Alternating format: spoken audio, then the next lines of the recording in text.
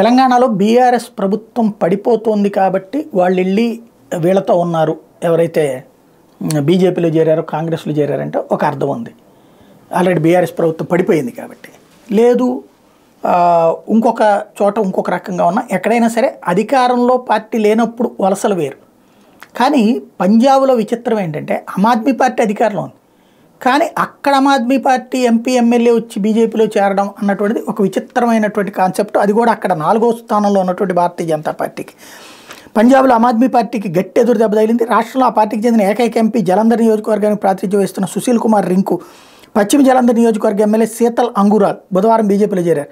కేంద్ర మంత్రి హర్దీప్ సింగ్ పూరి, పార్టీ జాతీయ కార్యదర్శి వినోద్ తావ్డే సమీక్షంలో కాషాయ కండువా కప్పుకున్నారు. రింకు గత ఏడాది జలంధర్ లోక్సభ ఉప ఎన్నికకు ముందు కాంగ్రెస్ పార్టీని వీడి ఆప్లో చేరారు. పంజాబ్లో 13 స్థానాల్లోనూ పాగా వేయడానికి బీజేపీ ఇప్పుడు ప్రయత్నం చేస్తోంది.